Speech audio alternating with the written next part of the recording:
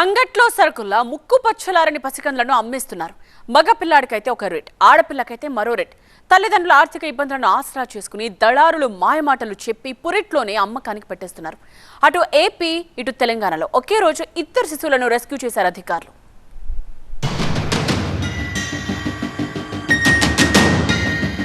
హైదరాబాద్ పాత బస్తీలో పసిపిల్లల విక్రయం జోరుగా సాగుతుంది.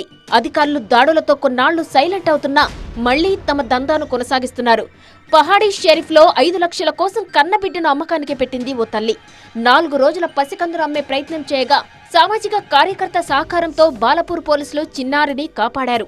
పేదరికాన్ని ఆసరగా చేసుకుని తల్లిని మభ్యపెట్టింది దళారి. తల్లి దళారిని అరెస్టు చేసి జైలుకు పంపారు. చివరి క్షణంలో పసికందును కాపాడిన పోలీసులు శిశువును చైల్డ్ వెల్ఫేర్ అధికారులకు అప్పగించారు. బార్కస్ బ్యాంక్ లైన్ కు చెందిన వహీదా ఖాతున్ అనే మహిళ దళారిగా మారి పసిపిల్లలను విక్రయిస్తోంది.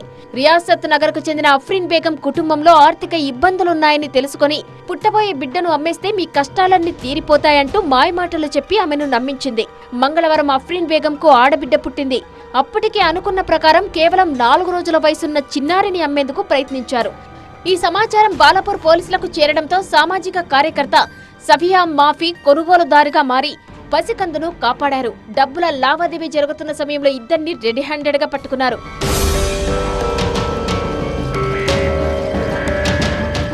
ఇప్పుడు పట్టుబడ్డ దళారి వహీదా ఖాతున్ గతంలోనూ పిల్లలను అమ్మారని ఆరోపించారు సామాజిక కార్యకర్త సఫియా మాఫీ. పిల్లల విక్రయాల్లో హాస్పిటల్ డాక్టర్ల పాత్ర కూడా ఉందని, చిన్నారుల అమ్మకం వెనక ఎవరెవరు ఉన్నారో వారందరినీ కఠినంగా శిక్షించాలని డిమాండ్ చేస్తున్నారు. 2 months ముందు ఆమె అబ్బాయికి అమ్మిందంట 7 lakhs కి.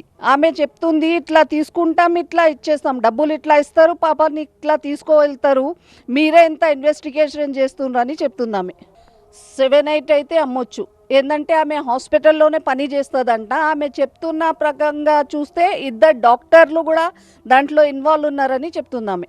అటు విజయవాడలోనూ ఇలాంటి సీనే కనిపించింది. నవజాత శిశువు విక్రయ ముఠా గుట్టురట్టు చేశారు పోలీసులు. 3 రోజుల ఆడ శిశువు కొనుగోలు కేసులో 3గురిని అరెస్టు చేశారు. శిశువును కొనుగోలు చేసిన దంపతులను కూడా అదుపులోకి తీసుకున్నారు. శిశువు కోసం 6.59 లక్షలకు డీల్ కుదుర్చుకున్నారు. ఢిల్లీ ఐవీఎఫ్ సెంటర్ ఉద్యోగిని మధ్యవర్తిగా ఉన్నారు. నవజాత శిశువును స్వాధీనం చేసుకున్న పోలీసులు చైల్డ్ వెల్ఫేర్ అధికారులకు అప్పగించారు. శిశువుల కొనుగోలు, అమ్మకం, మధ్యవర్తిత్వం తీవ్ర నేరమని పోలీసులు హెచ్చరిస్తున్నారు. చిన్నారుల అమ్మకం, కొనుగోలు చేసేవారిని కఠినంగా శిక్షిస్తామని చెబుతున్నారు.